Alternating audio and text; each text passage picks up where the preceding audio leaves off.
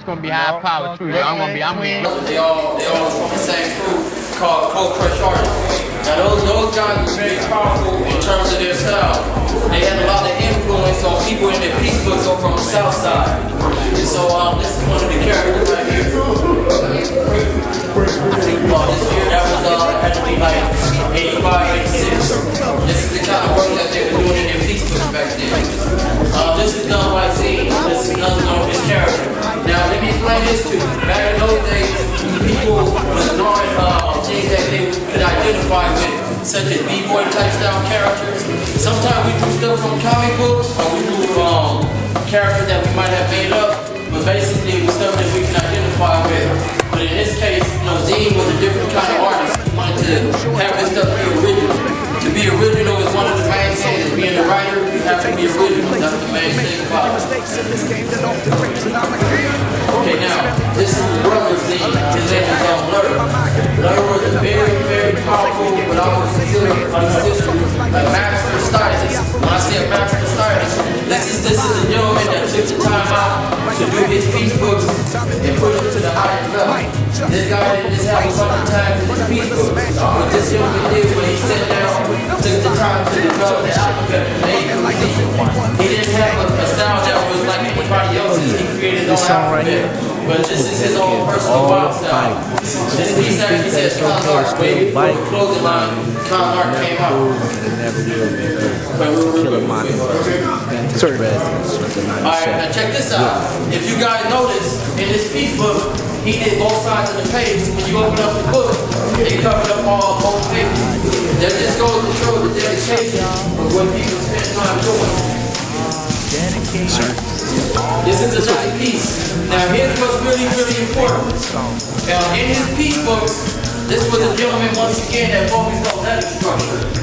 He took the time out to really master how to take the alphabet and learn how to distort them and do metamorphosis through different letter connections. So that was one thing that inspired me when I see his book. Let me tell you a real quick fast story about this. Not about this piece, but about this artist. At the age of 14 years old, I was in high school. I was in 7th or 8th grade. I had a battle. So I showed him my piece book. I won the battle. And this is what they told me. They said, we got somebody that's going to battle you. Keep in mind, you were 14 years old. And they was like, we got somebody that's going to come and beat you in the battle. This guy was already a grown man back then. So he came in there to the school with his piece book. He handed me his book. He said, who's the creator? I said, that's me. He said, here's my book. Y'all get my book, right? So I'm looking at his page, I opened it up. He had style a little bit more better than this back then. When I looked at it, if you looked at my book, this guy gave me credit at the age of 14 years old for doing what I was doing back then. So what I'm saying is that after I see this guy's work, it pushed me to another level. Okay, now, this is what I want to say. Back in the late 70s, early mid-70s in New York City, we got to show respect to New York City because that's the mecca of where graffiti art evolved from.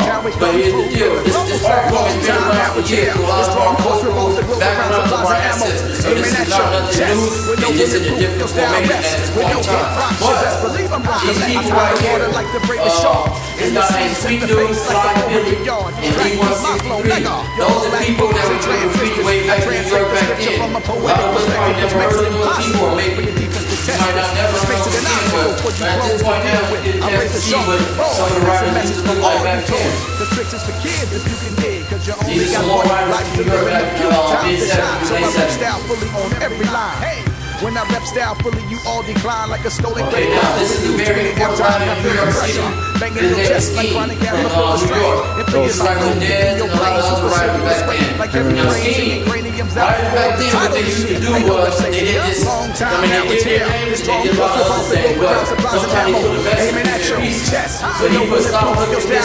We are the sons of the ghetto, and we will survive. I'm going to repeat that last part. We are the sons of the ghetto, and we will survive. He was making a powerful statement that people know we come from the ghetto, but at the same time, coming out of an area in a time and period in the future, people will create beautiful artwork back then.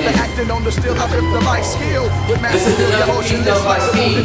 This character right here was real powerful in terms of influencing a lot of people who now doing character Now, here's the deal about that. In the process of doing this cartoon, doing this character right here, I don't know if that's the same person to you, but here's the deal. I want you to look at the camera control technique, the way he used the different shades of brown. I don't know if he was Islamic, but he put a goofy character up there. That just goes to show how people tied in their cultural background into what they was doing also as well, because a lot of people, they right now we see a bunch of skulls and all this demonic stuff, so that just goes straight what people are linked with. And so when this guy right here did this, he was tying into his cultural heritage and background. This is a writing session where writers get together and they were sitting in the room drawing and looking at photo out. This is what it used to be like in the early 80s. This is like a current up-to-date picture where my partner named E1, he's the gentleman in the back that's doing the big huge face of the pharaoh in the back. So now, this was the show called the Black Leather Show. This is when, at one point, we didn't really have any shows going on in dedication to the Black graffiti writer. Now here's what I want to say. This art form is universal. They have no boundaries and colors because everybody's capable of doing this art form. But, once again, the reason why we do it is because there's not that many Black graffiti writers out, and we wanted this pay respects and show our contribution to the scene. Clever, he was a writer on the south side, he was a writer of color. Now Clever, he was what we call the king even back in 1985-86. He was ahead of his time and style. This is one of the pieces he did that inspired a lot of people. Rest in peace, Paul. Oh yeah, rest in peace, because he passed away back in 87. This piece was done in 1985 on Western and Imperial. This piece was very powerful just as well. I mean, as a kid, when I used to drive out there with my husband in the car, I would always look through the window and be inspired by the piece. That's when the video game Donkey Kong first came out. And that was like real cool to look at back then. So imagine this, he didn't get no permission to paint that piece. This is what graffiti writers were doing back in those days, late at night. They had if they team a writer, they would go out and read pieces right here. Okay, this writer, his name is Dello. And right. They did this piece at the Jeffrey Yard back in 1985-86.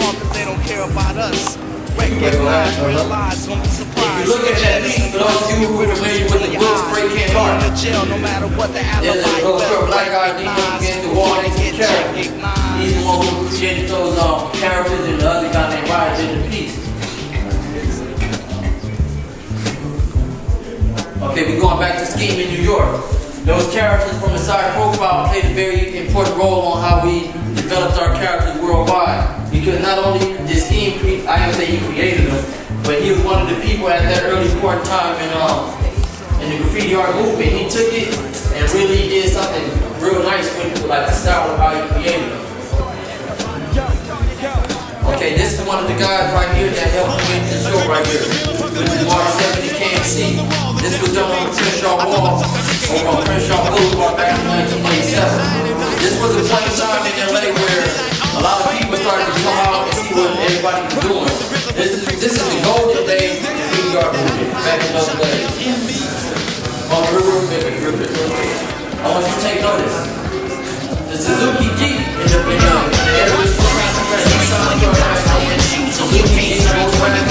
like what happened was back then, a lot of people is a motherfucking beast. Streets when you still slang rocks on the cops on the beat. Streets when you wipe your ass like the socks on your feet. Streets when you ain't got no cash, but you don't give a fuck. You just sit back and laugh at the street. Yo, I'm as street as it gets. I bet you find me rolling up some slut butt cigarettes. I'm proud of my background, so I ain't ashamed to say I once lived in a van with my mom out in Surrey. Welfare checks coming to an empty residence. No white picket fence, we just danced in the poverty. That started me into a whole lot of shiestiness. They thought I was a rotten apple till I ripened into this man that I am. Yeah, I roll with a gang and clan. My crew is my fam. Hot damn, snatch the man. A perfect plan to snatch whatever I can with 4 fingers on my hands. Fuck